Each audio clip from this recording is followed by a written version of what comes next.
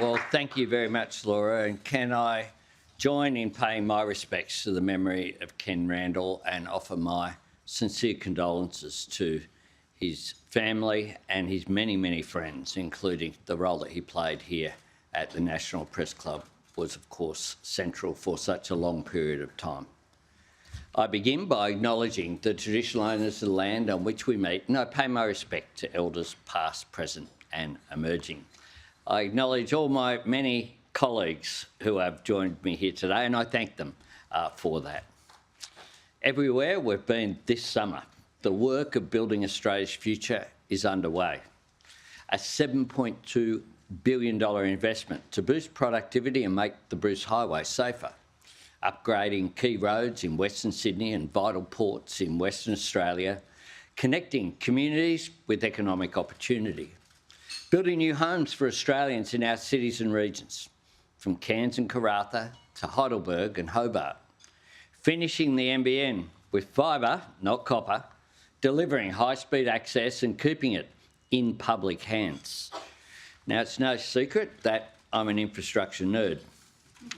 Infrastructure matters to me because I've seen the difference that it can make to people, to communities, to our regions, to our economy, to our national way of life. However, I know that building Australia's future is about more than homes and roads and ports and broadband, more than bricks and mortar. Building Australia's future is about all of us, every one of us in every part of our country. Tradies and farmers, small business owners, teachers and nurses. Building Australia's future is about your future, because it's your effort and sacrifice and aspiration that powers our economy and nourishes our society. And that effort should bring you fair reward. The hard work you do enhances and shapes our country, and it should add up to a better life for you and your family. That's why building Australia's future means building better Medicare, like the 87 new urgent care clinics that we've opened right around the country. Clinics that have already helped more than 1 million Australians see a doctor when they've needed it and do it just with their Medicare card, not a credit card. And in order to keep growing our economy and creating prosperity, building Australia's future is about what we sell to our region and the world. Manufacturing workers, turning resources the world needs into products the world wants through our plan for a future made in Australia. Aluminium workers in Tomago, Gladstone, Portland and Bell Bay, gaining new security because we're connecting them to cleaner and cheaper energy. Farmers and fishers and producers exporting world-class beef and barley and wine and seafood to China again because we have stabilised our relationship. And building Australia's future is about training Australians for that future. Free TAFE has given 600,000 Australians the chance to learn new skills for new jobs. Free TAFE has changed lives, and we want to expand on this success because we recognise the next generation of tradies, the people we're counting on to build the new homes we need, are under significant financial pressure. Right now, a first-year carpentry apprentice earns about 2/3 of the minimum wage. Some apprentices earn even less. That's before you buy things like tools, safety gear, clothing and boots. Many apprentices have said they could earn more stacking shelves at the supermarket, and too many leave training because they simply can't afford to stay. Our government wants to encourage more Australians to learn a trade and stay in construction. That's why we're going to provide more support for tradies while they're training. Today I announced we will be raising the allowance paid to apprentices who are living away from home. The first time this payment has been increased in over 2 decades. And in occupations essential for residential construction, jobs like bricklayers, electricians, plumbers, carpenters, we will be providing eligible apprenticeships up to $10,000 through our new Housing Construction Apprenticeship program. 5 payments of $2,000 each on top of their wages. This means that apprentices in residential construction will now get the same training incentives as we've already provided for those in the energy sector. More new homes, more new energy, and more support for the tradies who will build both. My colleagues and I know that there is more that we have to do to keep building an economy that works for people, not the other way around, to bring more good jobs and stronger Medicare and new housing and better education to suburbs and communities that have been overlooked for too long, to help more Australians make up the ground they've lost over years of global uncertainty and a wasted decade of Liberal neglect.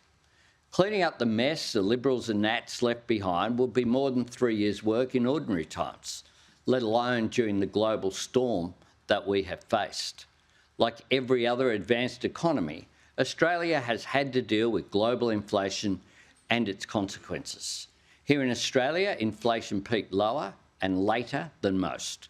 The United States, the UK and Canada all endured higher rates of inflation, higher interest rates, rising unemployment and slower job creation. When we came to government, inflation was rising and wages were falling. We've turned both around. Inflation had a 6 in front of it and was rising. Now it has a 2 in front of it. Back in the Reserve Bank target band for the first time since 2021. Inflation is down, wages are up, and 1.1 million new jobs have been created. Under our government, Australia has maintained a faster rate of employment growth than any G7 nation, bar none. Faster than Canada, France, Germany, Italy, Japan, the UK and the United States. And stronger economic growth than any G7 country, bar the United States. This is because, from the outset, we made a conscious choice to get inflation down without treating people as expendable. And it was a choice. Our opponents made it clear they would have made a different one. They said, loudly and often, we should have cut everything, frozen investment, turned our backs on people and turned the whole place off at the wall. But that's not the Australian way, and it's certainly not the Australian Labor way. When Australians are making sacrifices, we refuse to sacrifice their jobs and wages, their Medicare and childcare. And we refuse to give up on shaping the future. Because even when you're navigating rough seas, you have to keep your eyes on the horizon. And while my colleagues and I are encouraged by the progress Australia has made and confident that the worst is behind us, we recognise that things are still hard for people. I can promise every Australian this: we will keep working every day to get your costs down, to get your wages up and to keep inflation where it should be.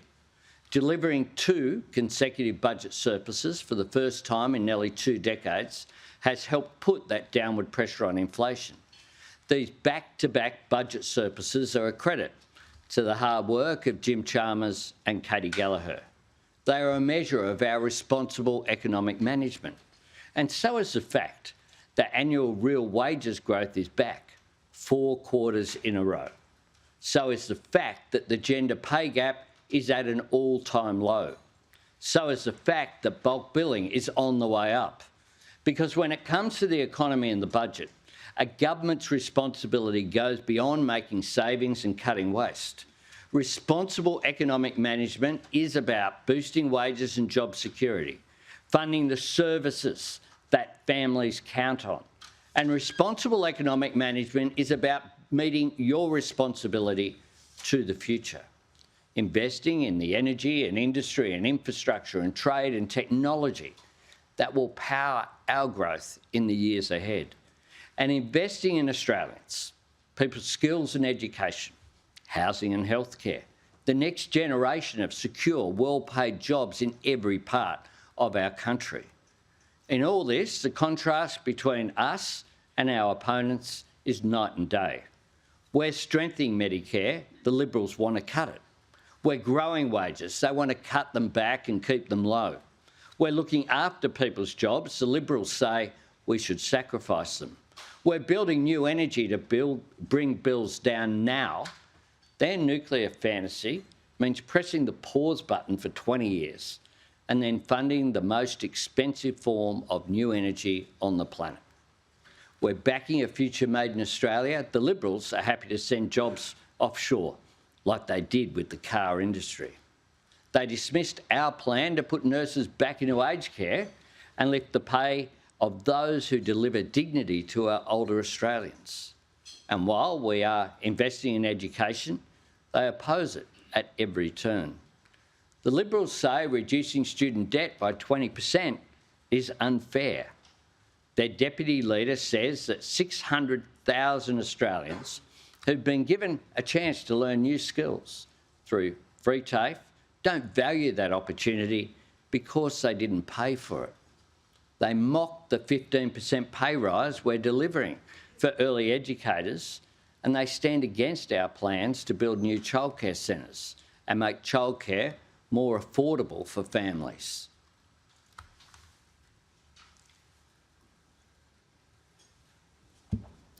Two weeks ago, the Leader of the Opposition published a list of his 12 priorities for government. Education and skills didn't even rate a mention. For Labor, nothing is more important to building Australia's future than education. Early education, TAFE and apprenticeships, university, and of course, schools.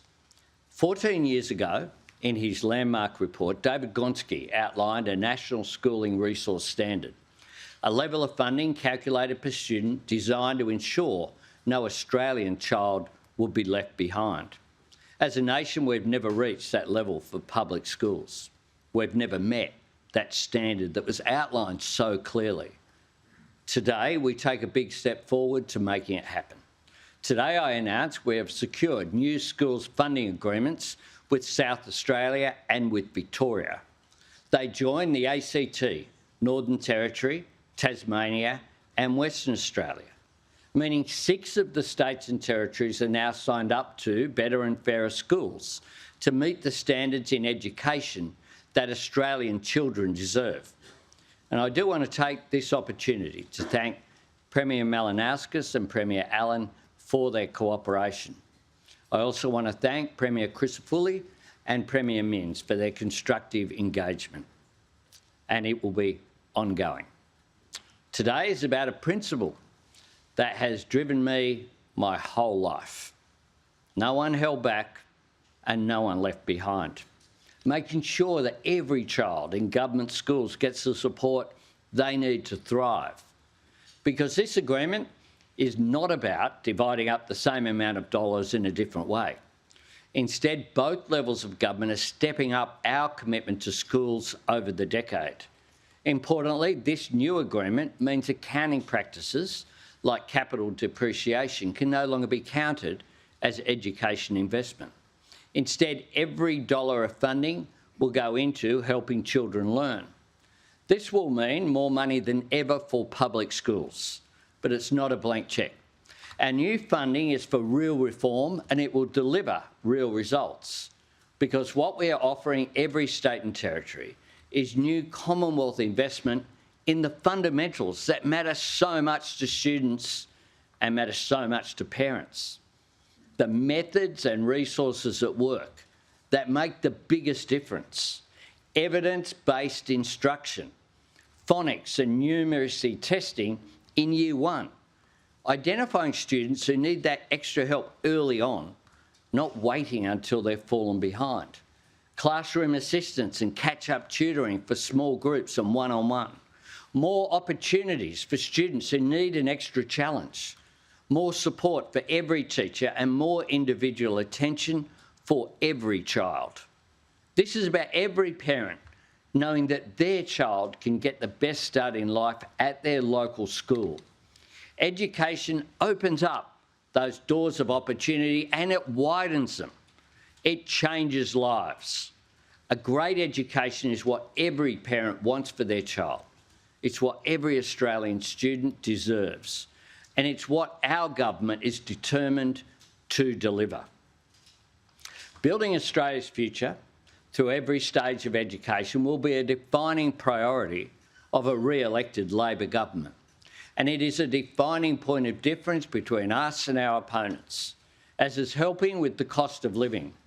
Over the past 3 years, the Liberals and Nationals have opposed every single measure we have delivered to help people under pressure. Peter Dutton sneers at them as sugar hits. The Liberals talk about waste. This is the party that gave billions of dollars in JobKeeper payments to companies that were making record profits.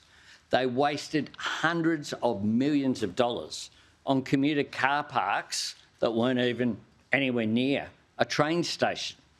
Something to keep in mind next time you hear them talk about getting back on track. The Liberals voted to make medicine more expensive and harder to get. They opposed 2 years of energy bill relief for families and small business. And they promised to fight our tax cuts for every Australian before they even saw them.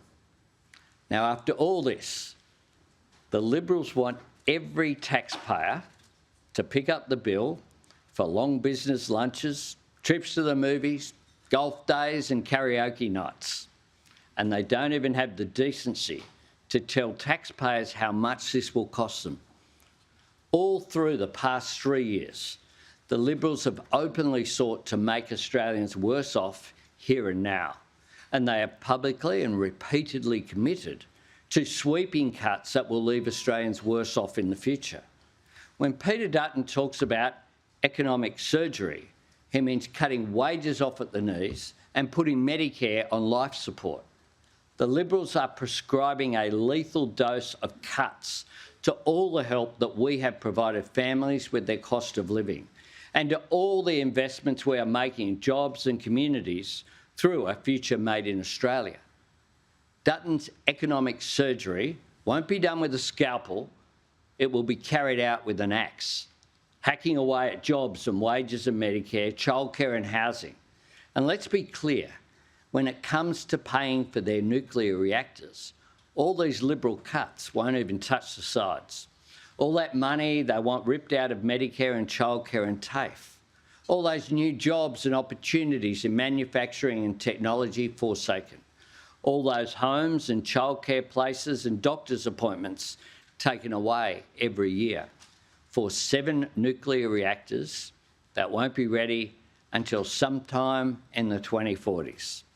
A scheme that costs way too much, takes way too long, and will push up power bills while dragging down economic growth. That's based on the Liberals' own numbers. The modelling they commissioned forecasts the Australian economy using 40% less energy in the future. They're banking on the closure of heavy industry and manufacturing. They're counting on mass job losses, just like when they drove the car industry out of Australia. Nuclear power means lower wages in a smaller economy with less energy that costs more. That's the choice Liberals have made. And it means the choice facing Australians is crystal clear. There is Labor strengthening Medicare, investing in education, building Australia's future. Or there is Peter Dutton, his nuclear reactors and cuts to everything else to pay for them. This is the 10th time I've spoken at the National Press Club as leader of the Australian Labor Party. I focus today on the choice that Australia is facing this year, the challenges we've overcome, the opportunities ahead, as well as the risks. Because I've always seen this as the place where you come to make your case, to explain what your plan means for people and to have it tested by the national media. That's what I did this time last year, when I stood here to announce we were changing the tax plan that we inherited from the Morrison government to make it better and to make it fairer, to deliver a tax cut for all 13.6 million taxpayers, not just some, to make sure that part-time workers, young people, women and low and middle income earners didn't miss out, to help Australians earn more and keep more of what they earn. It wasn't an easy decision. It wasn't universally welcomed by members of the press here, I recall, in the following couple of days. But it was absolutely the right decision, and it was made for the right reasons. Tomorrow marks the one-year anniversary of that announcement and the anniversary of the opposition leader demanding an election to stop our tax cuts going ahead. When you think about that moment, our government acting to help Australians under pressure, making a tough and difficult decision, and the Liberals and Nats trying to stop it at all costs. That sums up so much of the last 3 years, and it speaks volumes for the choice Australians have to make about the next 3 years, because this year's election is not a matter of competing plans striving for the same outcome. It's not two roads that ultimately lead to the same destination. This election is a choice between two fundamentally different approaches and vastly different agendas, two completely different visions for our nation, for our economy, for our people, and our place in the world. It's a choice between Labor's plan to help Australians under pressure and reward their hard work, against the Liberals' promise to cut what is helping and abandon people who are hurting. It's a choice between our determination and optimism or their fear and negativity. It's Labor's belief in the opportunities this decade holds and our plans for Australians to seize them, against the Liberals' view that Australia can't compete and we shouldn't try. It's Labor's focus on helping people earn more and keep more of what they earn, against the Liberals' plan to make Australians work longer for less. The difference, this contrast, means that when the time comes for Australians to cast their vote, people can know with absolute certainty that there are things that only Labor can offer, things only a Labor government will do, because only Labor has a plan to keep the economy growing in the face of global uncertainty. Only Labor will keep wages up and inflation down. Only Labor will not just defend Medicare, but grow it and strengthen it for all. Only Labor will invest in your child's education, from the first day at childcare right through to their last day of school and beyond. Only Labor will help you with your apprenticeship, cut your student debt by 20% and lock in free TAFE nationwide. Only Labor will build the new homes we need and build the clean energy to cut our emissions and make things here in Australia. Meanwhile, the Liberals are up front. It's spelled out behind them nearly every time they stand up. They want to take Australia back to aged care in crisis, back to bulk billing in freefall, back to childcare being out of reach, back to an economic plan that boasted about shutting manufacturing down, back to keeping wages low, back to Australia being isolated on the world stage and adrift in the Pacific, back to women's economic equality being treated as a curiosity, not as a priority, back to chaos and internal conflict. That's why at this year's election, your choice has never been more clear. And the consequences of your choice for your job, your wage, your child's education, your healthcare and your environment have never been more immediate. There's a reason my opponent hasn't fronted up here his whole time as opposition leader. He doesn't like questions because he doesn't have any real answers. He's obsessed with talking Australia down to try and build himself up. But this is not a time for wrecking, for cutting, for thinking small, aiming low and looking back.